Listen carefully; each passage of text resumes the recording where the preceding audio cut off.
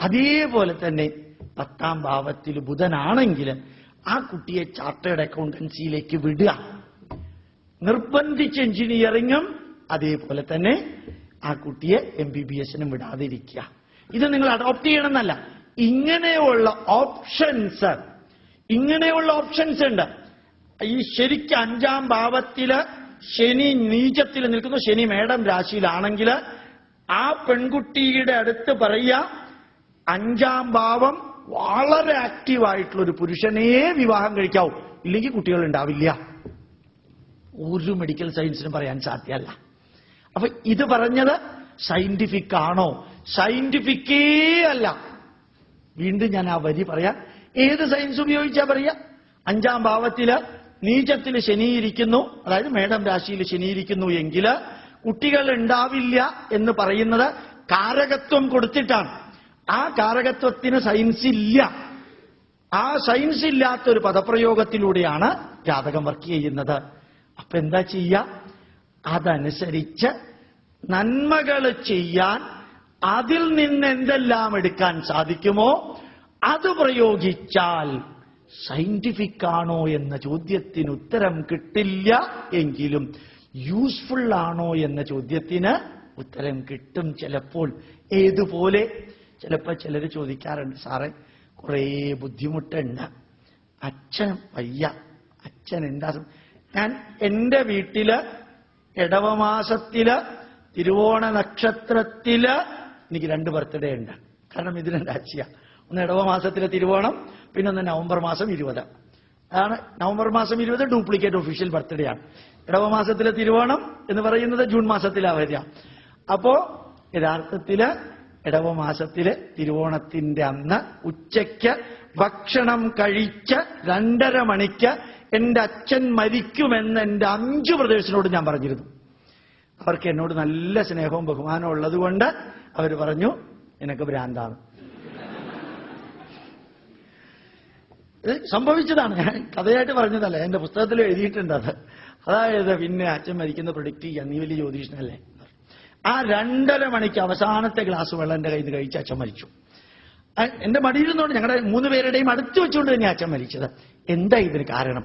എവിടെയാണോ 9ഉം 8ഉം ബന്ധപ്പെട്ടിരിക്കുന്നത്, ലഗ്നവും ബന്ധപ്പെട്ടിരിക്കുന്നത്, അപ്പൊ നമ്മുടെ ജന്മദിനവുമായിട്ട് അവിടെ ബന്ധമുണ്ട്. അച്ഛന്റെ മരണം, അച്ഛൻ 9, മരണം 8, ലഗ്നം എന്റേത്, അപ്പൊ എന്റെ ഇതുമായിട്ട് ബന്ധമുണ്ട്. ഇത് വാർദ്ധക്യത്തിലേ പറയാൻ പറ്റുള്ളൂ. അച്ഛന് 32 വയസ്സേ ആയിട്ടുള്ളൂ എങ്കിൽ എന്റെ ജന്മദിനത്തിന് അച്ഛൻ മരിക്കുന്നെങ്ങാനും പറഞ്ഞാൽ തല്ലുള്ളൂ. മനസ്സിലായി? അച്ഛന് 84 ടച്ച് ചെയ്തു, അതായത് പോവാനുള്ള സമയമായി, കിടപ്പാണ്, ബ്രെയിൻ ഹെമറേജ് വന്നു. അതുകൊണ്ട് കാര്യമായിട്ട് മെമ്മറി ഇല്ല, ആരോഗ്യത്തിന് തകരാറില്ലെങ്കിലും പ്രശ്നമുണ്ട്. അപ്പോൾ വളരെയധികം ബുദ്ധിമുട്ടാവുന്ന സമയത്തിൽ മരിക്കാനുള്ള പ്രോബബിലിറ്റി. ഇങ്ങനെ നമുക്ക് കുറേ കാര്യങ്ങൾ. ചിലപ്പോൾ ചിലരെന്നോട് ചോദിക്കാറുണ്ട്, ഏത് തരത്തിലുള്ള ഭാര്യ സാറേ എനിക്ക് പറ്റുക എന്ന് ചോദിക്കാറുണ്ട്. അപ്പൊ നിങ്ങളുടെ ലഗ്നത്തിൽ ചൊവ്വയുണ്ടെങ്കിൽ ലഗ്നത്തിൽ ചൊവ്വയുള്ള ഭാര്യ ഉണ്ടെങ്കിൽ നല്ലതാ. കാരണം ഇയാളെ കിടന്ന് തുള്ളിയാൽ അവിടെ നിന്ന് കൺട്രോൾ ചെയ്തോളും. ഇയാൾ കിടന്ന് തുള്ളുകയും ചെയ്യുക. അത് നല്ല പാവമായിട്ടുള്ള സ്ത്രീ ആണെങ്കിൽ എന്താ ഇതിന് ഓപ്ഷൻ ഉള്ളത്? വലിയ കഷ്ട ജീവിതം മൊത്തം. അത് കാരണം അവിടെ നിന്നൊന്ന് ഭയപ്പെടുത്താൻ പറ്റിയതുണ്ടെങ്കിൽ, അതാണ് ചിലപ്പോൾ ജ്യോതിഷന്മാർ പറയുക പാപസാമ്യം എന്ന് പറയുന്നത്. എന്തുകൊണ്ടാ? ഇത് തുള്ളിയാൽ അവിടെയും തുള്ളിക്കഴിഞ്ഞാൽ നിന്നു, ടിറ്റ് ഫോർ ടാറ്റ് എന്നുള്ളത്. Negative into negative is equal to positive. അവിടെ ഇൻറ്റു ആണ്, അവിടെ പ്ലസ് അല്ല വരിക. മൈനസ് ഇൻറ്റു മൈനസ്, ഈ മൈനസ് ഇൻറ്റു ഈ മൈനസ്, രണ്ടും കൂടി ആ റിസൾട്ട് പോസിറ്റീവ് ആയിരിക്കും. കിടന്ന് തുള്ളിക്കഴിഞ്ഞാൽ അവള് വെറുതെ ഒന്നും ഇരിക്കില്ല, അവള് എന്നെ ഇട്ട് ശരിക്കും ചീത്ത പറയും, കാരണം മിണ്ടാണ്ടിരിക്കുക നല്ലത് എന്ന്.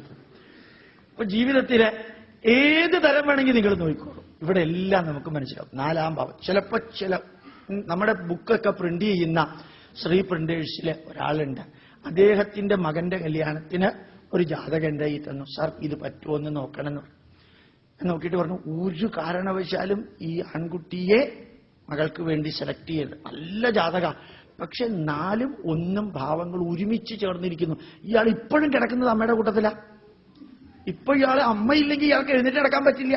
കണ്ട നല്ല പേഴ്സണാലിറ്റി എല്ലാം ഉണ്ട്, പക്ഷെ അമ്മ എന്ന വാക്കല്ലാതെ ഇയാൾക്ക് ജീവിതത്തിൽ ഒന്നുമില്ല. വിവാഹം കഴിച്ചാലും ഇയാൾ ചിലപ്പോ അമ്മയുടെ പറയുന്ന മാത്രമേ കേൾക്കുള്ളൂ.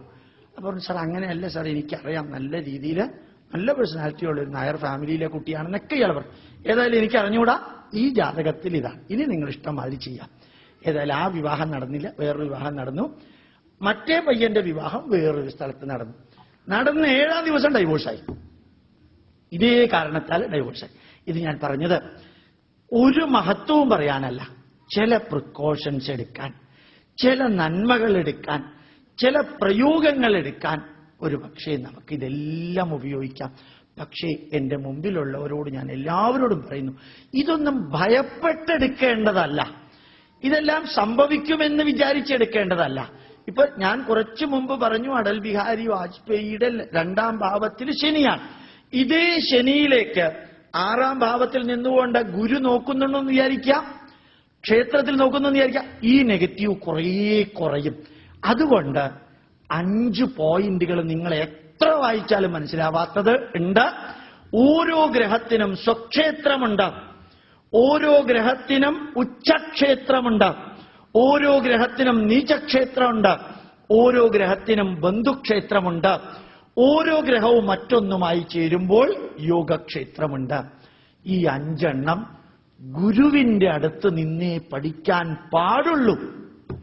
അല്ലാതെ പഠിച്ചാൽ മെക്കാനിക്കലി പഠിക്കുന്ന മാതിരി ആവും. എന്താ സംഭവിക്കുക? വീട് പണിയുമ്പോ ഇഷ്ടികയും സിമന്റും ഇട്ട് വേണം വീട് പണിയാൻ എന്ന് ഉപദേശിച്ചു ആശാരിയോട്, കല്ലാശാരിയോട്. അയാൾ എന്ത് ചെയ്തു? 5 ലെയർ ഇഷ്ടിക വെച്ചു, എന്നിട്ട് ഒരു 2 ലെയർ സിമന്റ് ഇട്ടു. എങ്ങനെ ഇരിക്കും കെട്ടിടം? കെട്ടിടം ഇരിക്കും. ഇഷ്ടിക സിമന്റും വെക്കണമെന്ന് പറഞ്ഞു, ഇഷ്ടികകൾക്കിടയ്ക്ക് സിമന്റ് വെക്കണമെന്ന് പറഞ്ഞില്ല. ഇഷ്ടികയും സിമന്റും വെച്ചപ്പോ കോമൺ സെൻസിൽ ഇയാളത് ചെയ്യുന്നു ധരിച്ചു. അപ്പൊ ഈ കോമൺ സെൻസ് എന്ന പദപ്രയോഗം വെച്ച് ജ്യോതിഷം പ്രവചിക്കാം, പഠിക്കാൻ പാടില്ല. ജ്യോതിഷം പ്രവചിക്കാൻ കോമൺ സെൻസ്, ഊഹാപോഹ പടു എന്ന വാക്കോടുകൂടിയാണ് തുടങ്ങുന്നത്. കോമൺ സെൻസ് ഉപയോഗിച്ചിട്ടാണ്, പഠിക്കാൻ പാടില്ല. പഠിക്കാൻ പലരും ഈ ടെക്നിക്ക് ഉപയോഗിക്കുന്നു.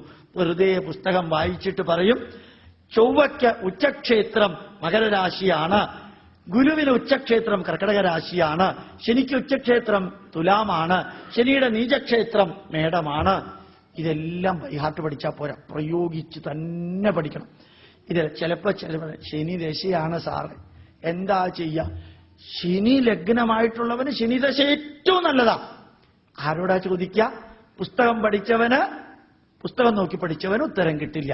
അതുകൊണ്ട് ശനി തുലാം രാശിയില് ലഗ്നം വരുന്ന വ്യക്തിക്ക്, വിശാഖ നക്ഷത്രക്കാരന് സൂര്യോദയത്തിന് 2 മണിക്കൂറിനുള്ളിലാ ജനിച്ചെങ്കിൽ അയാള് ഏത് ഇൻഫോസിസിലെ മാനേജർ ആയാലും ഓഫീസിനകത്ത് കയറിയാൽ അറിയാം, ഓരോ കമ്പ്യൂട്ടറും വെച്ചിരിക്കുന്ന കണ്ടാൽ അറിയാം, അതിന്റെ ആംഗിൾ കണ്ടാൽ അറിയാം, അവിടെ ഇരിക്കുന്നവർക്ക് കൊടുത്തിരിക്കുന്ന കസേര കണ്ടാൽ അറിയാം.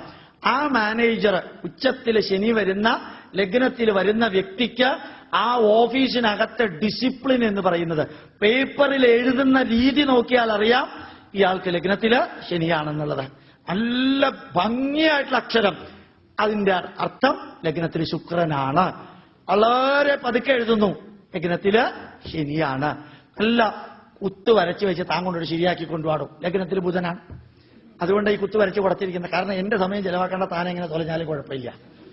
അപ്പൊ യഥാർത്ഥത്തില് ഇത്രയും ഞാൻ പറഞ്ഞത്, നമ്മുടെ ജീവിതത്തിലെ ജ്യോതിഷം എന്ന് പറയുന്നത് ഇപ്പൊ പറയുന്ന പലരും കാണിക്കുന്ന രീതി ഒന്നുമല്ല. ഇനി എങ്ങനെയാണ്, ഒരു വരിയും ഒരു പാരഗ്രാഫും കൂടി, എങ്ങനെയാ ഈ ആഴ്ച നിങ്ങൾക്ക് എന്ന് എടുക്കുന്നത്? നിങ്ങളുടെ നക്ഷത്രം നോക്കുക. വിശാഖ നക്ഷത്രക്കാരന് ചന്ദ്രൻ ജനിച്ച സമയത്ത് തുലാം രാശിയിലായിരുന്നു. അവിടെയുള്ള ആ ചന്ദ്രനെ ലഗ്നമായിട്ടെടുത്ത് ഇപ്പോ ഈ ദിവസം, ഇന്നത്തെ ദിവസം, ടുഡേ മറ്റ് ഗ്രഹങ്ങൾ എവിടെയാണെന്ന് നോക്കിയിട്ട് അയാളോട് പറയാം. ലഗ്നാധിപൻ 4-ലുണ്ടെങ്കിൽ വാഹനയോഗം ഉണ്ടെന്ന് പറയും. പക്ഷെ ഈ പാർട്ടിക്ക് എത്ര വയസ്സായി നോക്കണ്ടേ? ഈ ലോകത്തിലുള്ള എല്ലാ മനുഷ്യരെയും നമുക്ക് എത്രയായിട്ട് തിരിക്കാം? കൃത്യം 27 തിരിക്കാം. കാരണം 27 നക്ഷത്രങ്ങളാണുള്ളത്. ഈ ലോകത്തിൽ എല്ലാ മനുഷ്യനും 27 തിരിക്കാം. അതിൽ കാർത്തിക നക്ഷത്രക്കാർ എത്ര പേരുണ്ടാവും? പ്രോബബിലിറ്റിയിൽ 670 കോടി ജനങ്ങളില് 670 ഡിവൈഡഡ് ബൈ 27, അത്രയും കാർത്തിക നക്ഷത്രക്കാരുണ്ടാവും. അവർക്കൊക്കെ വാഹനയോഗം ഉണ്ടായി എന്ന് വിചാരിക്കാം. എത്രയോ കുട്ടി ഇന്നലെ ജനിച്ചതുണ്ടാവും, അതും കാർത്തിക നക്ഷത്രമാണ്. അല്ലെങ്കിൽ എത്രയോ കുട്ടികള് അവസാനത്തെ ശ്വാസം വലിക്കുന്നവരുണ്ടാവും, അവരുടെയും നക്ഷത്രം കാർത്തികയാണ്. എങ്ങനെയാ യോജിപ്പിക്കുക? 3 വണ്ടിയുള്ളവൻ, ഇനി അവൻ ജീവിതത്തിൽ വണ്ടി വേണ്ടെന്ന് തീരുമാനിച്ചിട്ടുണ്ട്, അവനും ചിലപ്പോൾ കാർത്തിക നക്ഷത്രമായിരിക്കും. അപ്പൊ എന്താ വാഹനയോഗം എന്ന് പറയാ? ഇവിടെയാണ് ചിലപ്പോഴും ഗോചരം, ഗ്രഹചാരം, ഈ അതാത് ദിവസത്തെ ഇത് നോക്കിയിട്ട് പറയുന്നതിന്റെ വാലിഡിറ്റി 1% പോലുമില്ല എന്നറിയേണ്ടവര് അതിനെ മിസ്യൂട്ടിലൈസ് ചെയ്ത് എല്ലാ പത്രങ്ങളിലും this week for you, this month for you, ചിങ്ങക്കൂറ് അല്ലെങ്കിൽ വൃശ്ചികക്കൂറ് എന്ന് പറഞ്ഞിട്ട് എന്തൊക്കെയാണാവോ ഈ കൂറെന്ന് പറഞ്ഞുകൂടാ. ഏതായാലും ഒന്നുമില്ലാത്തവൻ അതൊക്കെ ആലോചിച്ചിട്ട് ജോലി ലഭിക്കാനുള്ള സാധ്യതയുണ്ട്.